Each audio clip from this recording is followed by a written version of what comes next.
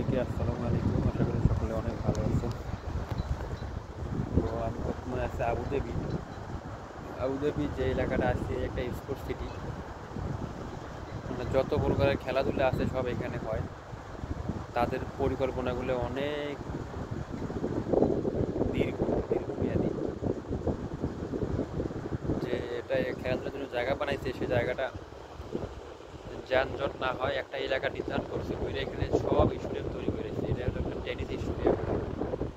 এখানে একটা কাজে আসলাম, স্টেডিয়ামটা আমাদের কিছু দেখাই।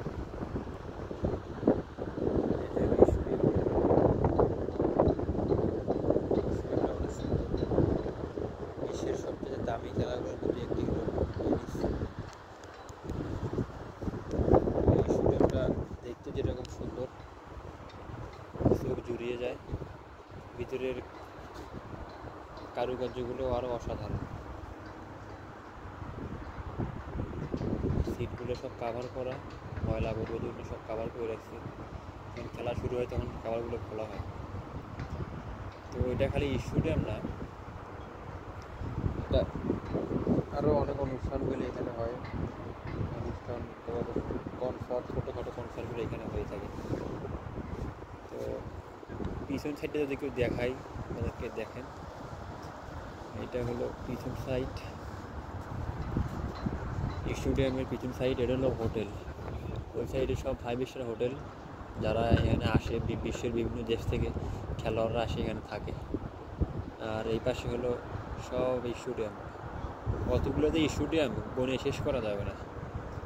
এই যে আপনারা দেখতেছেন, ওই যে সামনে স্টেডিয়াম, পিছনে আমার পিছনে সব স্টেডিয়াম। এগুলো সব ফুটবল, ভলিবল, তারপরে হলো আরও কত তো খেলা, বলতে গেলে অনেক সময় লাগবে, ভিডিওটা অনেক লং হয়ে যাবে। তো ওই যে পিছনে যে স্টেডিয়াম দেখতে পাচ্ছেন, ওইটাতে আমি কদিন কাজ করছি। ওটাতে কাজ শেষ, ইভেন্ট শেষ, মানে বাইরে জায়গাতে আসছি।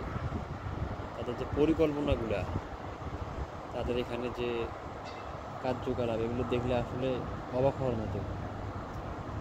অনেক উন্নত। আবুধাবি, দুবাই, শারজা এগুলো অনেক উন্নত হয়ে গেছে। আমাদের বাংলাদেশটাও এই সময় এরকম ছিল উন্নত দিকে। দুর্নীতির কারণে এখন বর্তমানে অবস্থা খারাপ। তা আমরা চাই আমাদের দেশটা এরকম উন্নত হোক। আমাদের দেশে গিয়ে যেন এরকম কর্ম করতে পারি। নিজের দেশে থেকে কর্ম করা অনেক শান্তি। মানুষের দেশে থেকে কর্ম করার থেকে নিজের দেশে গিয়ে কর্ম করে অনেক ভালো লাগে। ওর পাশে হলো বোয়িং স্টেশন, ওই যে বোয়িং, সামনে এয়ারপোর্ট, এখানে প্লেন নামে। সব কিছু সুন্দর, অত্যন্ত সুন্দর এবং মনোরম।